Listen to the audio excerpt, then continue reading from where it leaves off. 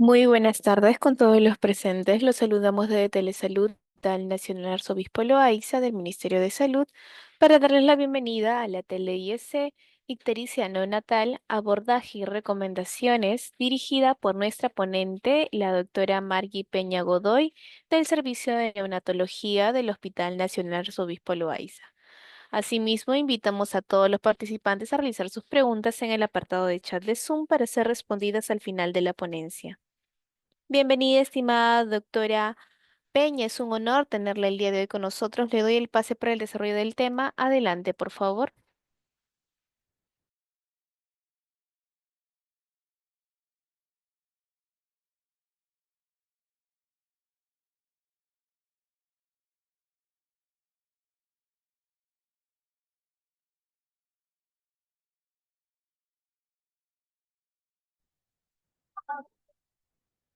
Ok, gracias. Buenas tardes con todos los presentes, muy agradecidos por la invitación. El día de hoy pues vamos a conversar un poco acerca de lo que es la ictericia neonatal, un tema muy frecuente y algo que seguramente lo han visto muchos en familiares o algún conocido. Cuando ha tenido un recién nacido seguramente han escuchado de este tema. Es una causa de hospitalización muy frecuente, ya que, como van a ver, hay muchas causas que lo motivan que van a generar esta ictericia. Entonces, primero vamos a definir qué es la ictericia neonatal. La ictericia es la coloración amarilla de la piel y de las mucosas que básicamente se van a fijar en el tejido celular subcutáneo del recién nacido, y esto se va a verificar a partir de los 5 miligramos por decilitro de la bilirrubina cuando están en sangre más de esto. Vamos a ver de que la bilirrubina tiene un metabolismo especial. ¿Qué sucede? Que en el sistema reticulo endotelial, es decir, en el glóbulo rojo, va a haber un componente, que es el componente M, el cual al oxigenarse va a generar una biliverdina. Este a su vez va a generar a través de la biliverdina reductasa la bilirrubina. Como sabemos, en los neonatos, los glóbulos rojos se encuentran incrementados ya que el bebé ha estado viviendo en un ambiente de hipoxia, ¿no? Es como si nosotros los adultos estuviéramos viviendo a altas alturas, ¿no? A 4.000 metros sobre el nivel del mar. Como ven ustedes, eh, los pobladores que viven en estas ciudades, digamos, Puno, Cusco, en la altura, tienen mayor nivel de hemoglobina. Lo mismo sucede con los recién nacidos. Al haber estado dentro del útero, se han encontrado en un ambiente hipoxémico, por ende van a tener mayor glóbulos rojos.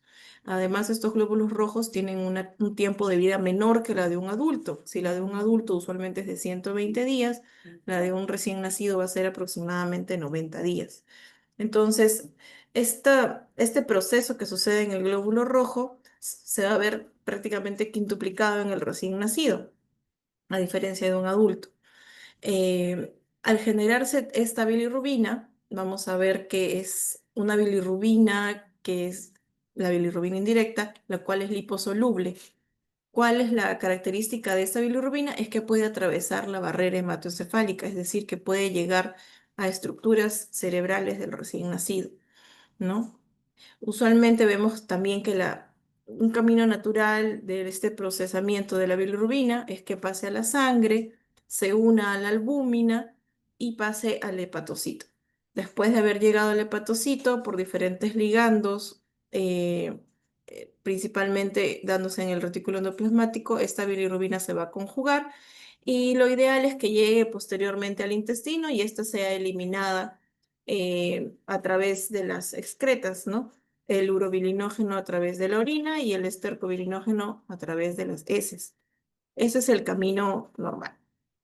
Entonces, eso es lo que vemos que en el caso de la ictericia neonatal se está alterando, está habiendo mayor metabolismo de bilirrubina y esta de acá puede llegar incluso a comprometer el sistema nervioso central.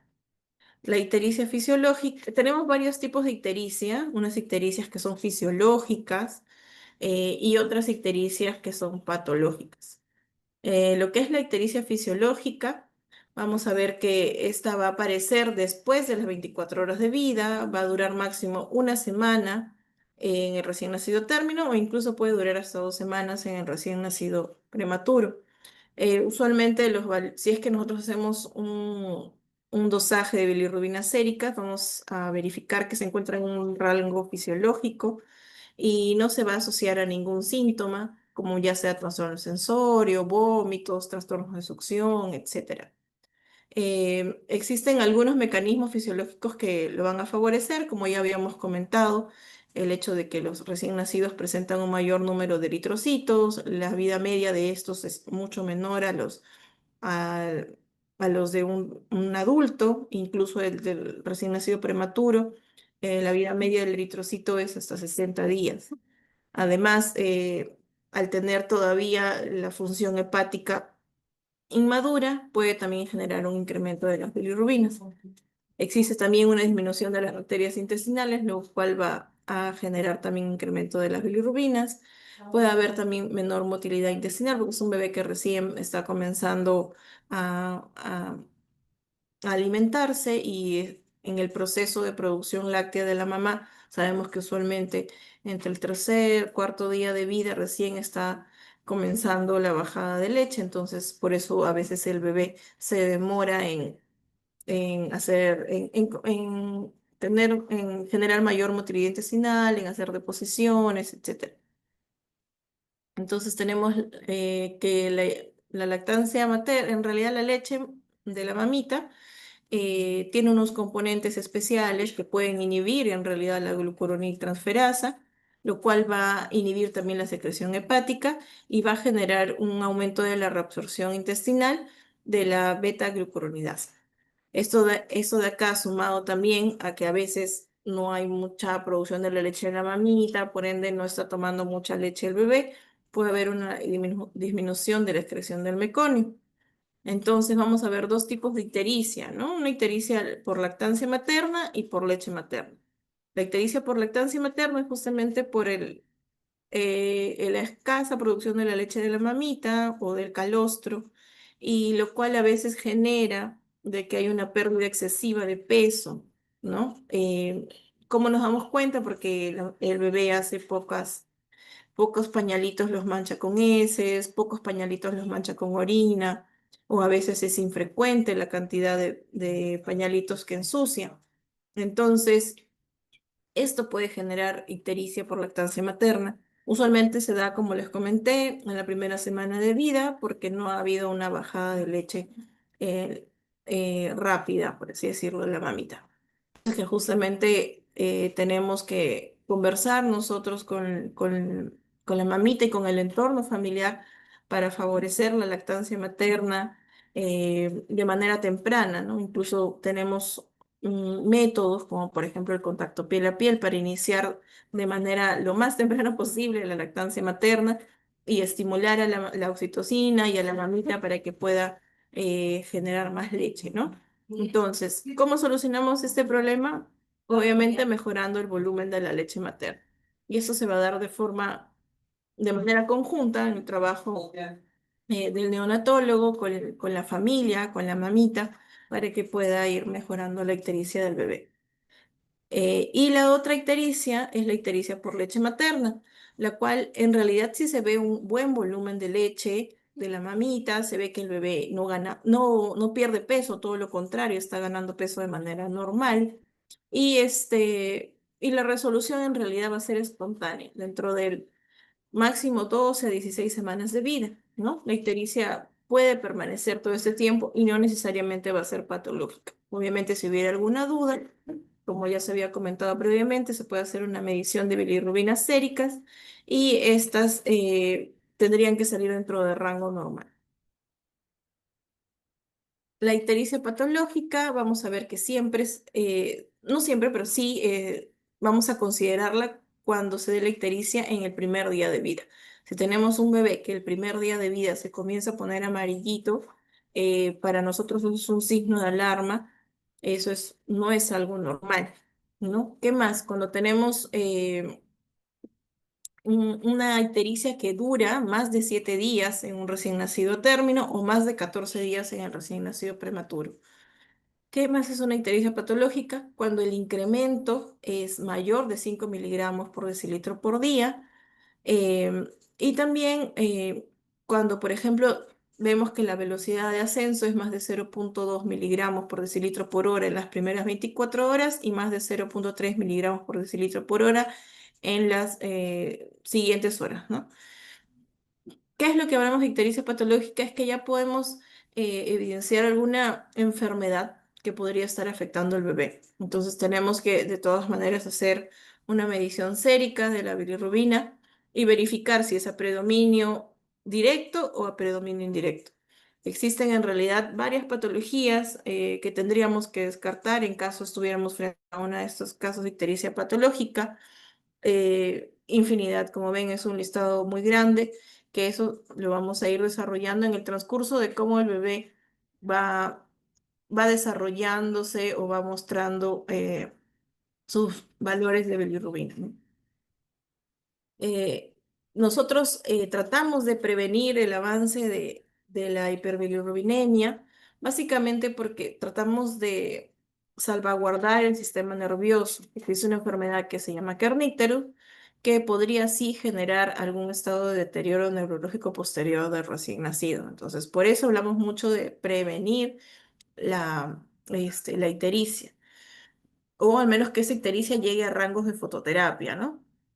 Por ejemplo, en este caso, en los casos de la enfermedad hemolítica, que son casos muy frecuentes, cuando la mamita eh, sabemos de que tiene, por ejemplo, un examen de CUMS indirecto positivo, nosotros tenemos de todas maneras que abordar al recién nacido. Lo básico, indispensable, conocer de manera temprana su grupo y factor, ya que si la mamita fuera grupo O positivo y el bebé fuera A o fuera B, pues probablemente esté generando una enfermedad hemolítica en las próximas horas. De igual manera, si la mamá es RH negativo y el bebé es RH positivo, me podría estar generando una enfermedad hemolítica, lo cual me ictericia patológica y muy probablemente dentro de las primeras 24 horas me esté generando una ictericia que yo tenga que intervenir. Entonces, como les he comentado, es algo que se puede ver incluso, se puede abordar incluso desde cuando el bebé todavía se encuentra en el útero. Entonces, por ejemplo, este es un flujograma que nos muestra la guía de la Academia Americana de Pediatría del año 2022 acerca de cómo abordar a las gestantes, ¿no? Por ejemplo, acá nos muestra si se hizo un descarte de anticuerpos maternos, y la respuesta es sí, y los anticuerpos maternos fueron positivos, como lo habíamos comentado, necesitamos inminentemente el grupo sanguíneo del recién nacido y el CUMS directo para verificar si es que el recién nacido estuviera haciendo hemólisis. Si estuviera haciendo hemólisis, esto es un factor de riesgo para que el recién nacido tenga una neurotoxicidad por las bilirrubinas altas. Entonces, ¿qué es lo que se recomienda? Medir la bilirrubina transcutánea o sérica. Prácticamente inmediatamente tengamos los resultados y las pruebas de que el bebé está haciendo hemólisis y posteriormente hacer un control seriado con la bilirrubina, con el hiperbilirrubinómetro cada 4 horas eh, por 2 veces y luego cada 12 horas por 3 veces, ¿no? Y obviamente verificar la velocidad de ascenso, como habíamos estado comentando previamente. Si es que en algún momento el paciente se encuentra en rango de fototerapia, tendríamos que iniciar. De igual manera, en esta guía nos informan de que existen en realidad algunos factores de riesgo para generar ictericia. Por ejemplo, mientras el bebé tiene menor edad gestacional, es decir, mientras de repente es más prematuro, va a tener mayor riesgo de generar ictericia. Como les comenté, la ictericia también en las primeras 24 horas es un factor de riesgo. Si es que yo tengo también un hallazgo de bilirrubina transcutánea o bilirrubina sérica cerca a nivel de terapia, también es un factor de riesgo. Si yo tengo alguna prueba de que el paciente está haciendo hemólisis, también es un factor de riesgo. Si es que mi bebé ha tenido fototerapia antes del alta, también es un factor de riesgo para que posteriormente pueda seguir con los valores de bilirrubina sérica elevados. Por eso es que tenemos que hacer un control posterior. Si es que tenemos algún un familiar, ya sea el padre o el hermano, que requirió fototerapia o algún tipo de tratamiento en general, ya sea fototerapia o sanguinotransfusión, también es un factor de riesgo. Si tenemos antecedentes, digamos, familiares de algún trastorno del glóbulo rojo, de las membranas del glóbulo rojo, también es un factor de riesgo para generar ictericia, ya que hemos visto que los glóbulos rojos están eh, muy involucrados en la fase del metabolismo de la bilirrubina. También tenemos el caso de la lactancia materna cuando es subóptima. A veces los pacientes se deshidratan y llegan a tener valores patológicos como para llegar a recibir fototerapia. Es algo también muy frecuente. Otro factor de riesgo es cuando el paciente tiene un hematoma en el cuero cabelludo, muchas veces producto del mismo trabajo de parto. eh, Pueden generarse estos hematomas y al obviamente ser una colección de glóbulos rojos en el cuero cabelludo, al descomponerse y pasar por todo el metabolismo va a generar bilirrubinas. Entonces, también podría generar ictericia. Los pacientes con síndrome de Down también forman parte de esta lista de factores de riesgos y también los bebés macrosómicos hijos de madres diabéticas. ¿Cómo más tenemos que monitorizar a estos bebés que hemos identificado que tienen factores de riesgo? Básicamente es con nuestro examen clínico, ¿no? Tenemos que hacer una valoración de la progresión de la ictericia. Sabemos que la progresión de la ictericia es cefalocaudal. Primero se va a poner amarillita la cabeza, luego el tórax, luego el abdomen, etcétera, ¿no? Incluso tenemos la escala famosa de Kramer, en la cual nos dice que sí. Si es que solo la carita está ictérica, probablemente tenga una bilirrubina sérica de 5. Si es que está hasta el ombligo, probablemente sea hasta 10, 12 la bilirrubina sérica. Y así sucesivamente. Si están hasta las rodillas, 15. Hasta los tobillos, más o menos 18. ¿No? Si es que ya. Y lo último, obviamente, en ponerse amarillito siempre son las plantas y las palmas de los miembros inferiores y superiores. Entonces. Esta es una medida también muy útil, sobre todo para aquellos que no necesariamente cuenten con un hiperbilirubinómetro transcutáneo, que es digamos, en zonas alejadas o incluso nosotros cuando estamos con nuestro bebé en casa, si es que alguna mamita nota que su bebé está cada vez más amarillito, entonces podría llevarlo pues al servicio de salud para poder verificar cuál es la cantidad de bilirrubinas séricas, ¿no? Eh, Todos los bebés en realidad tienen que ser evaluados visualmente posterior al nacimiento hasta el momento del alta. Y como les comenté, debe medirse la bilirrubina sérica o transcutánea, siempre en los bebés que tienen menos de 24 horas después del nacimiento. Este es el hiperbilirrubinómetro transcutáneo. Es una herramienta realmente útil porque no es invasiva, no causa dolor y nos da valores muy aproximados a la bilirrubina sérica, o al menos nos alerta si es que estaríamos ante un caso de ictericia, que podría ser patológico, que podría meritar en todo caso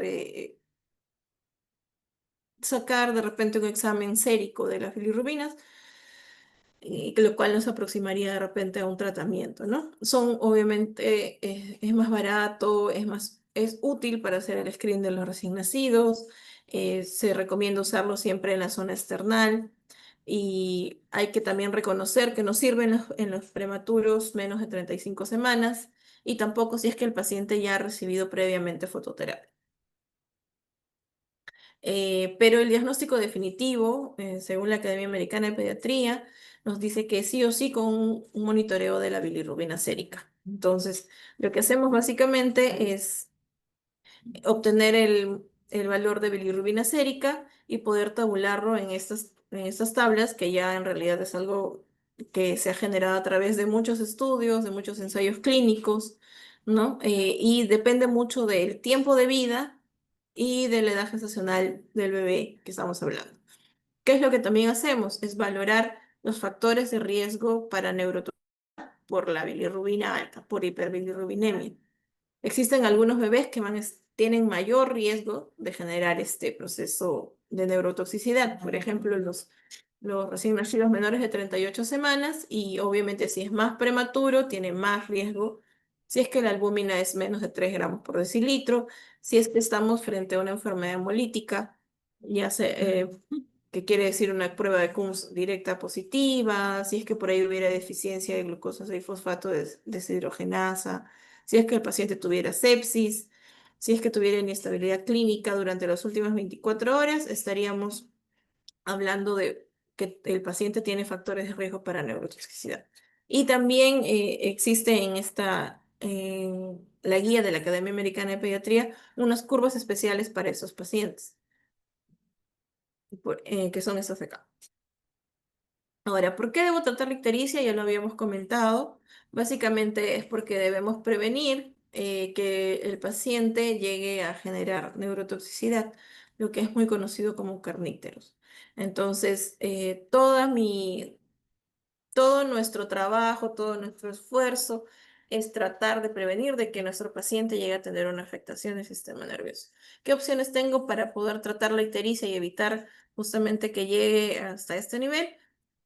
Tenemos varias herramientas, principalmente la fototerapia y otra que ya es menos usada, que es la exsanguinea-transfusión. La fototerapia es una luz azul que me va a generar una fotoisomerización de la bilirrubina. Prácticamente la va a dividir en dos, ¿no? La va a dividir en dos sustancias, que es la fotobilirrubina y la lumirrubina, que más soluble en agua, es más fácil de que pueda ser excretada tanto por el hígado y los riñones. Entonces, al bebé que está en rango de fototerapia, vamos a tener que ponerlo bajo la luz azul para que pueda eliminar de esta manera la bilirrubina. Usualmente la distancia que hay entre la lámpara de fototerapia y el recién nacido es de 30 a 45 centímetros. Se habla también de una fototerapia intensiva en la cual la distancia va a ser menor, más o menos entre 15 a 20 centímetros. El espectro de la luz debe ser azul, la cual tiene un espectro de 460 y 490 nanómetros. Obviamente tenemos que incrementar la superficie expuesta a esta luz. Usualmente requerimos de que el paciente solo tenga su pañal y solo tenga sus lentes protectores oculares. No es necesario más.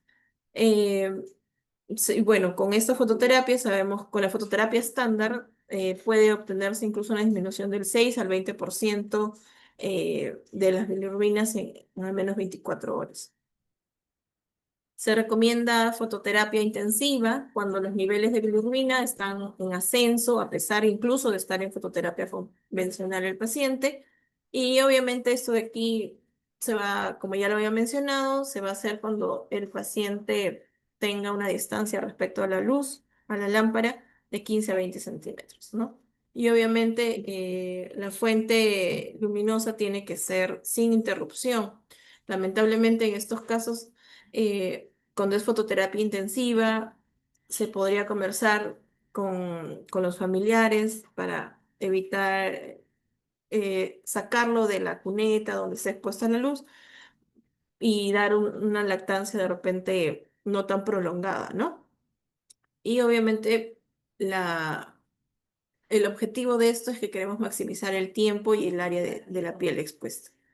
Em, Con la fototerapia intensiva lo que se dice es que se puede disminuir hasta 1 miligramo por decilitro cada hora durante las primeras 4 a 8 horas de exposición a la luz.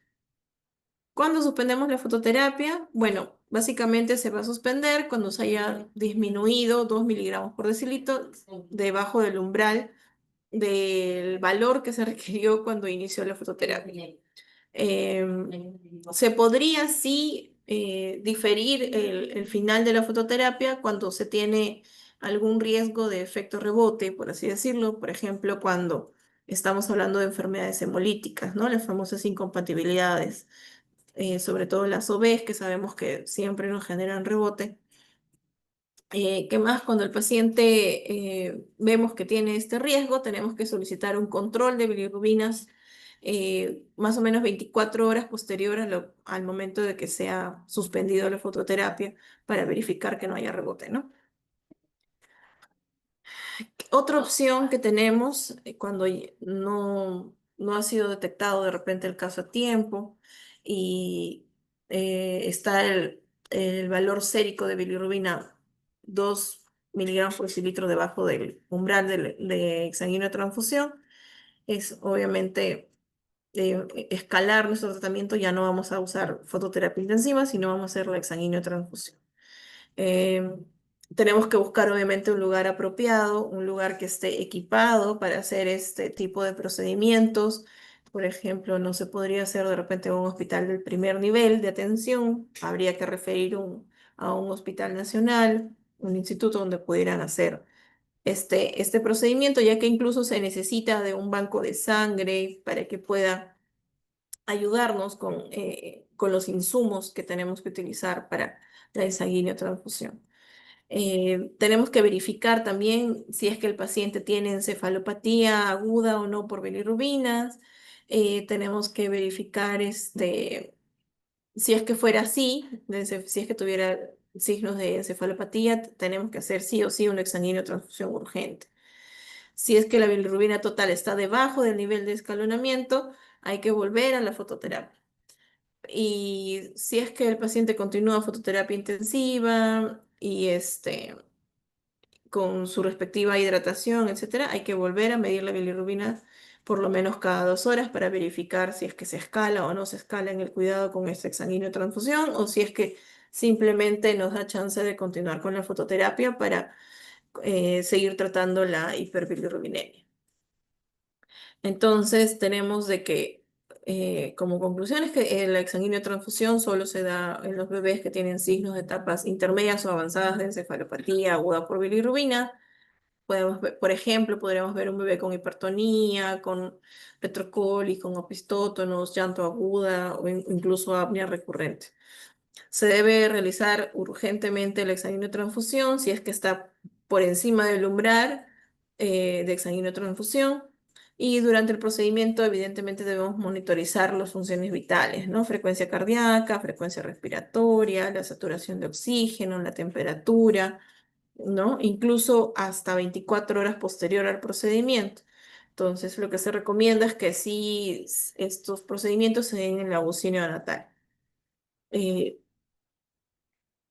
y bueno, después de haber acabado con este procedimiento, también tenemos que continuar con fototerapia y con control de bilirrubinas séricas, usualmente cada 6 horas. Y bueno, en ese procedimiento sí vamos a interrumpir la alimentación enteral, más o menos por 6 horas a partir del final del procedimiento. ¿Existen efectos adversos en estas maneras de tratar la hiperbilirrubinemia? Sí. Por ejemplo, con la extratransfusión podemos tener efectos adversos como las fluctuaciones básicamente de volumen sanguíneo, la presión arterial, cambios en el estado ácido-base, alteración de las plaquetas, porque estamos utilizando glóbulos rojos desplasmatizados, ¿no? Entonces, hay que estar siempre haciendo esa valoración posterior al procedimiento. Y obviamente también factor de riesgo en la infección porque es un procedimiento invasivo. Y bueno, también existen efectos adversos de la fototerapia, los cuales se dividen en corto y largo plazo. Principalmente, los más frecuentes son el desbalance térmico, porque el paciente tiene que estar totalmente descubierto. eh, entonces tenemos que garantizar que haya un espacio termorregulado, ¿no? 26 grados para poder el bebé no generar una hipotermia. También puede haber un problema de hidroelectrolítico, algunas lesiones dérmicas, puede también generar un síndrome de niño bronceado, alteraciones del sueño y también a nivel retiniano puede haber una afectación, por eso es que utilizamos los lentes fotoprotectores, ¿no? Los criterios de alta obviamente el paciente tiene que estar hemodinámicamente estable. Tendríamos que hacer también un primer screening auditivo. Tendríamos que garantizar un seguimiento con el área de neurología pediátrica, con terapia física, ya que estos pacientes, así no hayan cursado con encefalopatía, en un inicio podrían posteriormente tener algún compromiso neurológico también. Entonces tenemos que continuar el seguimiento especializado con esos pacientes que han llegado a recibir fototerapia. También en esta misma guía de la Academia Americana de Pediatría tenemos un flujograma, ¿no? En el cual vemos, por ejemplo, un flujograma de cómo se maneja un paciente eh, después de la hospitalización, ¿no? ¿Cuándo le vamos a medir las bilirrubinas a un paciente que está de repente muy cerca a recibir fototerapia? Por ejemplo, si es que tenemos un bebé que le hemos medido los niveles séricos de bilirrubina y vemos de que esto de acá supera los 3 miligramos por decilitro por debajo del umbral de tratamiento de fototerapia, eh, entonces tenemos que obviamente iniciar la fototerapia. Pero si no fuera así, tenemos que hacer una diferencia entre el valor con el cual ingresaría a fototerapia y el valor que tenemos. Si la diferencia, digamos, es de 0,1 a 1,9, antes de las 24 horas se podría dar el alta. Si el valor es más, digamos, por el otro extremo, ¿no? Más de 7 miligramos por decilitro, tenemos que hacer un seguimiento y el alta es menos de se va a dar en menos de 72 horas, tenemos que hacer un seguimiento más tardar en 3 días con bilirrubinas, ya sea sérica o bilirrubina transcutánea, en caso no haya recibido pues fototerapia, ¿no? Estos son más o menos los flujogramas que nos plantea la Academia Americana de Pediatría. Respecto al pronóstico, sabemos que va a depender mucho del nivel de bilirrubina que se haya alcanzado, del tiempo de vida en el cual presente también estos valores altos y de la causa también que haya desencadenado. Obviamente, sin, también verificar la patología de fondo, ¿no? Que tiene el paciente. Obviamente, si es que el valor ha sido mayor de 20 miligramos por decilitro, sí amerita un seguimiento neurológico a largo plazo. Y bueno, antes del alta, siempre todas las familias tienen que recibir información, tanto oral, escrita sobre la ictericia neonatal. Hay que dar siempre un mensaje de dónde vamos a hacer ese seguimiento, cuándo va a ser la siguiente cita. Y obviamente, si es que es necesario, también hacer a través del consultorio de seguimiento, hacer valoraciones también de la bilirrubina sérica si así lo amerita, ¿no? Eso es todo. Gracias.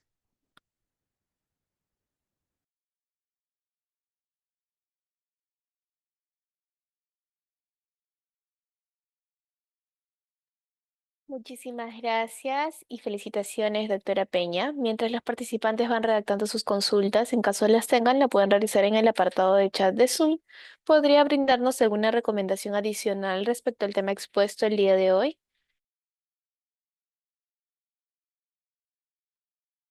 Bueno, básicamente, como les he dicho, esta es una patología que afecta a todos, a la mayoría de bebitos. En algunos momentos sí hay que estar muy atentos si es que el bebé se presentara muy ictérico, si la ictericia fuera más de como es de progresión cefalocaudal, si es que vemos que nuestro bebito se va poniendo ictérico más allá del abdomen, sí es necesario buscar eh, ayuda de un médico para que pueda hacer una valoración por lo menos clínica, ¿no? Acudir siempre al servicio de salud, sobre todo la primera semana, ya que la primera semana de vida es cuando todavía la barrera hematoencefálica se encuentra permeable a la bilirrubina sérica, ¿no? Es ahí donde nosotros podríamos considerar un mayor factor de riesgo para la neurotoxicidad por hiperbilirrubinemia. Entonces, si es que dentro de la primera semana nosotros estamos observando esto, sí hay que buscar ayuda clínica, ¿no? Para verificar cuál es la causa. Hemos visto que hay causas por lactancia materna y hay otras causas que son patológicas. Entonces, una valoración médica siempre va a ayudarnos a poder discernir en qué camino estamos. Y si es que nos encontramos ante una hiperbilirrubinemia patológica, pues Hay que seguir con mucha paciencia el flujo para poder llegar a un diagnóstico, ya que como ven son varias patologías probables que podría presentar el paciente, ¿no? Y bueno, de igual manera, por ejemplo, si es que tenemos de repente alguna gestante en la familia, en nuestro entorno social, también tendría que estar muy atenta de cuál es su grupo sanguíneo, ¿no? Porque una de las cosas muy frecuentes que tenemos en los servicios de hospitalización o en general, por ejemplo, al atender a los recién nacidos, es de que pueden ser incompatibles, ¿no? En nuestro medio, la mayoría de mamitas a veces son O. Entonces, si es que mi pareja, la pareja de la mamita fuera A, fuera B, hay una probabilidad de que el bebé pues tenga una incompatibilidad. Entonces es importante reconocer ello, de repente hacer las pruebas de CUMS previamente al nacimiento, tal como se ha mencionado, para poder valorar algún riesgo posterior al nacimiento en el recién nacido, ¿no? Muchísimas gracias, doctora. Al ver que no hay dudas al respecto y todo ha quedado claro, agradecemos a cada uno de los participantes que se han conectado el día de hoy y los invitamos a suscribirse a nuestro canal de YouTube. Nos pueden encontrar como Hospital Nacional Arzobispo Loaiza. Ahí podrán ver nuevamente las telecapacitaciones y tele-IS.